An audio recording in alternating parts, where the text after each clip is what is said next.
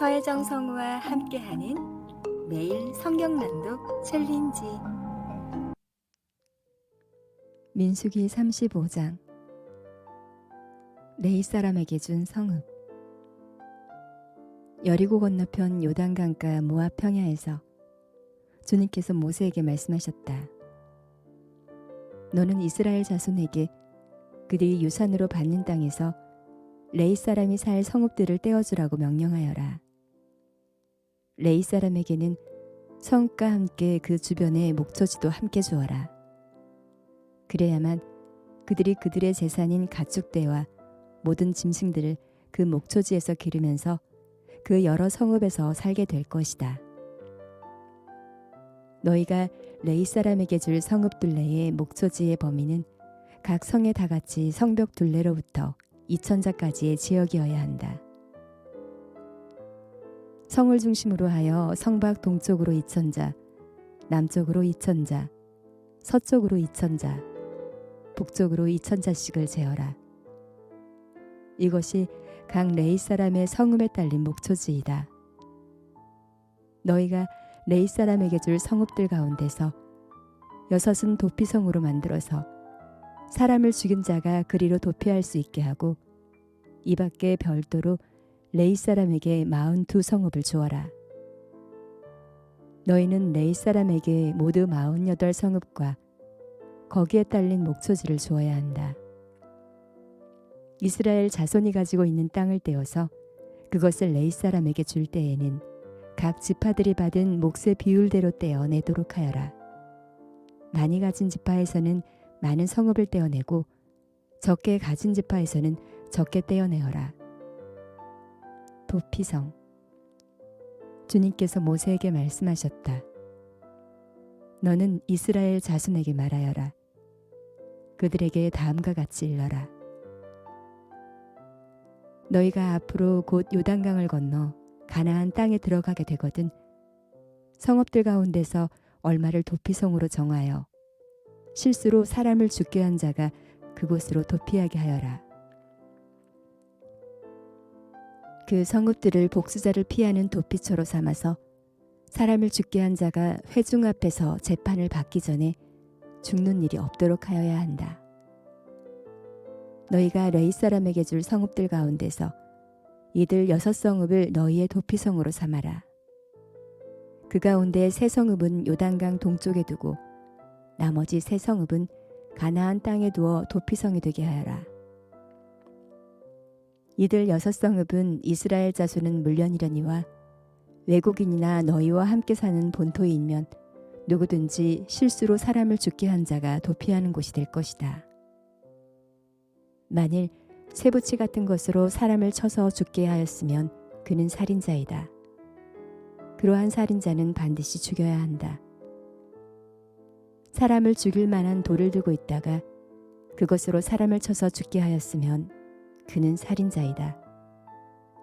그러한 살인자는 반드시 죽여야 한다. 만일 사람을 죽일 만한 나무 연장을 들고 있다가 그것으로 사람을 쳐서 죽게 하였으면 그는 살인자이다. 그러한 살인자는 반드시 죽여야 한다. 이러한 경우에는 그 살인자를 죽일 사람은 피해자의 피를 보복할 친족이다. 그는 그 살인자를 만나는 대로 죽일 수 있다. 미워하기 때문에 밀쳐서 죽게 하거나 몰래 숨어 있다가 무엇을 던져서 죽게 하거나 원한이 있어서 주먹으로 쳐서 사람을 죽게 하였으면 그는 살인자이다. 그러한 살인자는 반드시 죽여야 한다. 피를 보복할 친족은 어디서 그를 만나든지 그를 죽일 수 있다. 그러나 아무런 원한도 없이 사람을 밀치거나 몰래 숨어 있다가 무엇을 던지거나 한 것이 아니고 잘못 보고 굴린 돌이 사람에게 맞아 그를 죽게 하였으면 그 가해자가 피해자의 원수가 아니고 그것이 그를 해칠 의사가 전혀 없었던 것이므로 회중은 이러한 규례에 따라서 그 가해자와 피를 보복할 친족 사이를 판단해야 한다.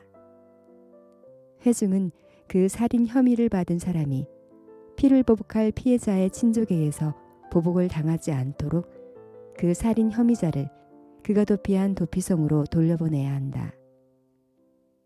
그리고 그는 거룩한 기름을 부어 성직에 임명된 대제사장이 죽을 때까지 거기에 머물러야 한다.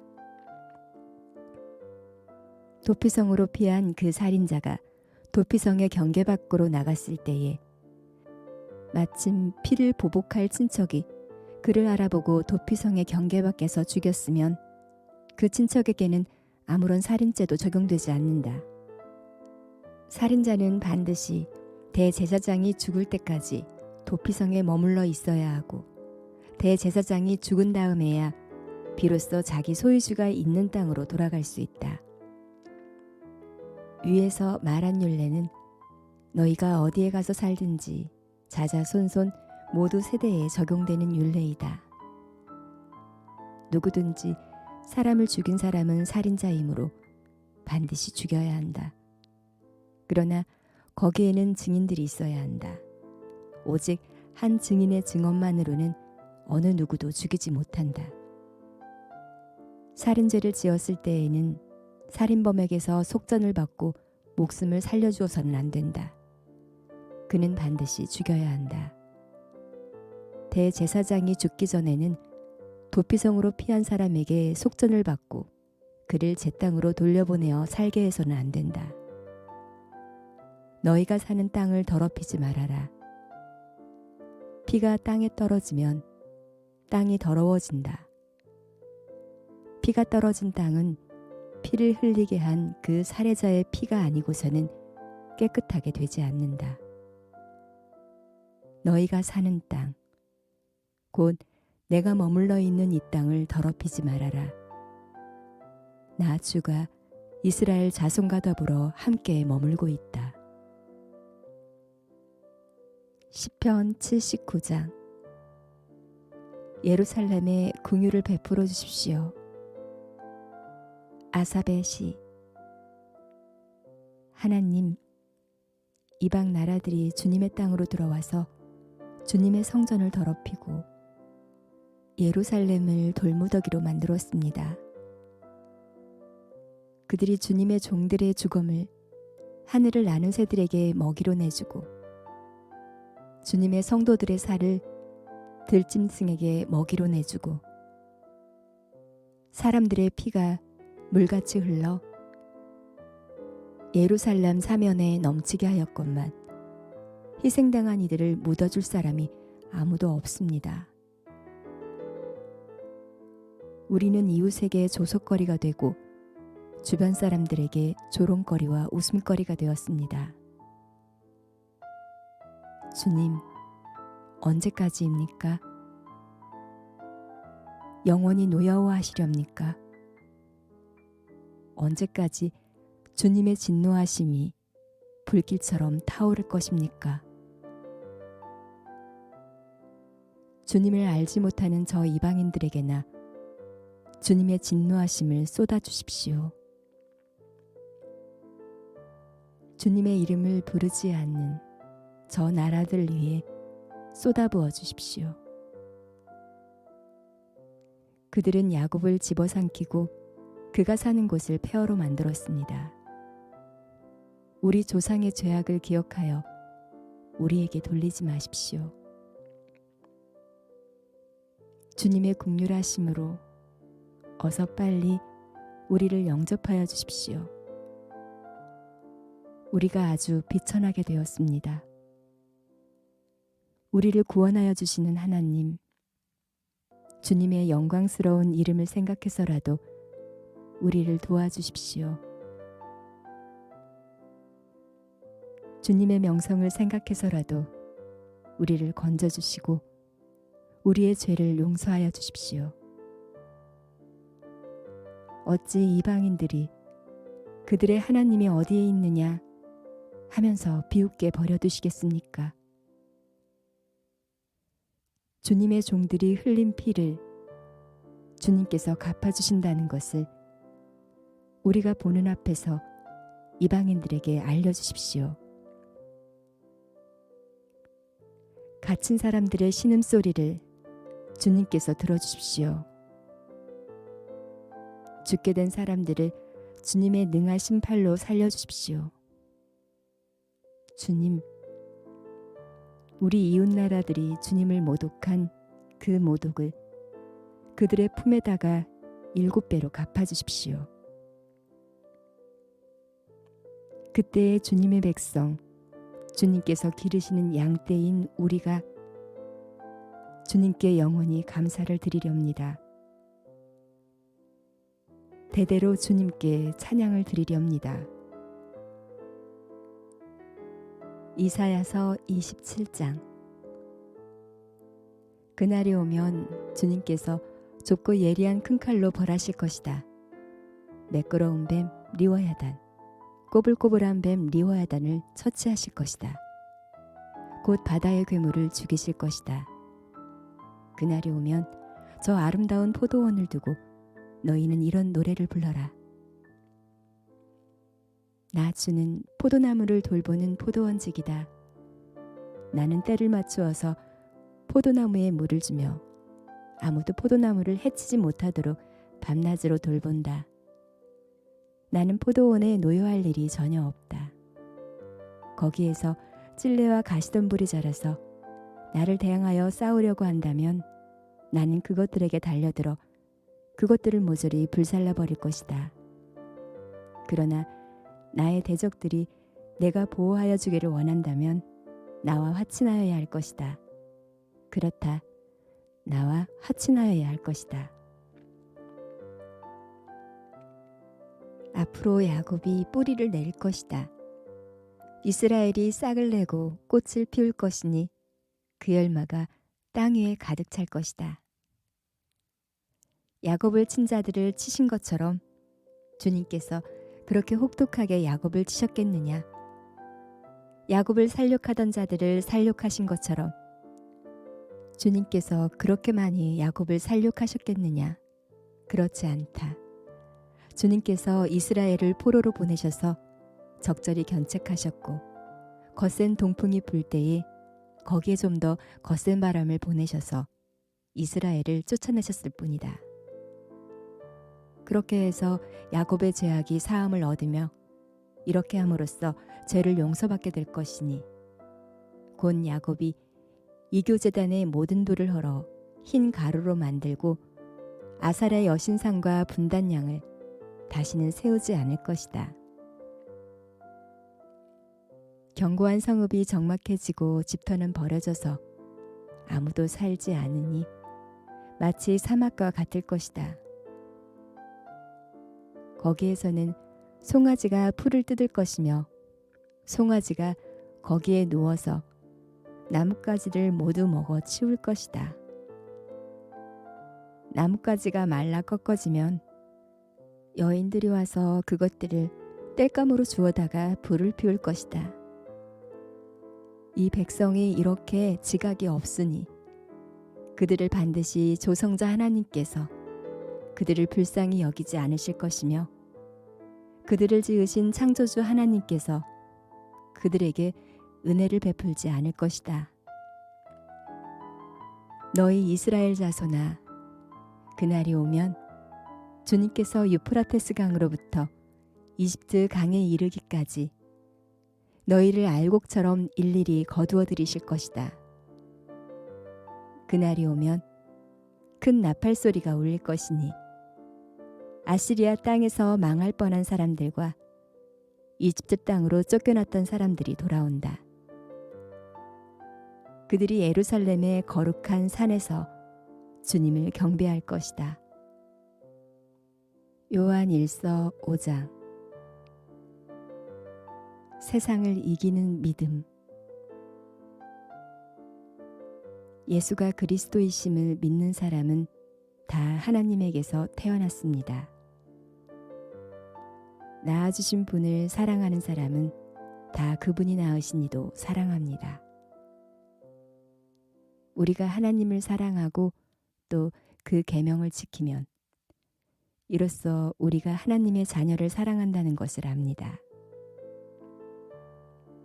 하나님을 사랑하는 것은 그 계명을 지키는 것입니다. 하나님의 계명은 무거운 짐이 아닙니다. 하나님에게서 태어난 사람은 다 세상을 이기기 때문입니다. 세상을 이긴 승리는 이것이니 곧 우리의 믿음입니다. 세상을 이기는 사람은 누구입니까? 예수가 하나님의 아들이심을 믿는 사람이 아니고 누구겠습니까? 하늘에 관해서 증언함. 그는 물과 피를 거쳐서 오신 분인데 곧 예수 그리스도이십니다. 그는 다만 물로서 오신 것이 아니라 물과 피로써 오셨습니다. 성령은 증언하시는 분입니다. 성령은 곧 진리입니다. 증언하시는 이가 셋인데 곧 성령과 물과 피입니다. 이 셋은 일치합니다. 우리가 사람의 증언도 받아들이거늘 하나님의 증언은 더욱더 큰 것이 아니겠습니까? 하나님의 증언은 이것이니 곧 하나님이 자기 아들에 관해서 증언하셨다는 것입니다. 하나님의 아들을 믿는 사람은 그 증언을 자기 속에 가지고 있습니다. 하나님을 믿지 않는 사람은 하나님을 거짓말쟁이로 만들었습니다. 하나님이 자기 아들에 관해서 증언하신 그 증언을 믿지 않았기 때문입니다. 그 증언은 이것이니 곧 하나님이 우리에게 영원한 생명을 주셨다는 것과 바로 이 생명은 그 아들 안에 있다는 것입니다. 그 아들을 모시고 있는 사람은 생명을 가지고 있고 하나님의 아들을 모시고 있지 않은 사람은 생명을 가지고 있지 않습니다. 영원한 생명을 아는 지혜. 나는 하나님의 아들의 이름을 믿는 사람들인 여러분에게 이 글을 씁니다. 그것은 여러분이 영원한 생명을 가지고 있다는 것을 알게 하려는 것입니다. 우리가 하나님에 대하여 가지는 담대함은 이것이니 곧 무엇이든지 우리가 하나님의 뜻을 따라 구하면 하나님은 우리의 청을 들어주신다는 것입니다. 우리가 무엇을 구하든지 하나님이 우리의 청을 들어주신다는 것을 알면 우리가 하나님께 구한 것들은 우리가 받는다는 것도 압니다. 누구든지 어떤 교우가 죄를 짓는 것을 볼 때에 그것이 죽음에 이르게 하는 죄가 아니면 하나님께 간구하십시오. 그리하면 하나님은 죽을 죄는 짓지 않은 그 사람들에게 생명을 주실 것입니다. 죽을 죄가 있습니다. 이 죄를 두고 간구하라고 하는 말이 아닙니다. 불의한 것은 모두 죄입니다. 그러나 죽음에 이르지 않는 죄도 있습니다. 하나님에게서 태어난 사람은 누구든지 죄를 짓지 않는다는 것을 우리는 압니다. 하나님에게서 태어나신 분이 그 사람을 지켜주심으로 악마가 그를 해치지 못합니다. 우리가 하나님에게서 났다는 것을 우리는 압니다. 그런데 온 세상은 악마의 세력 아래 놓여 있습니다. 하나님의 아들이 오셔서 그 참되신 분을 알 수 있도록 우리에게 이해력을 주신 것을 우리는 압니다. 우리는 그 참되신 분, 곧 하나님의 아들 예수 그리스도 안에 있습니다. 이분이 참 하나님이시요 영원한 생명이십니다. 자녀된 이 여러분은 우상을 멀리하십시오.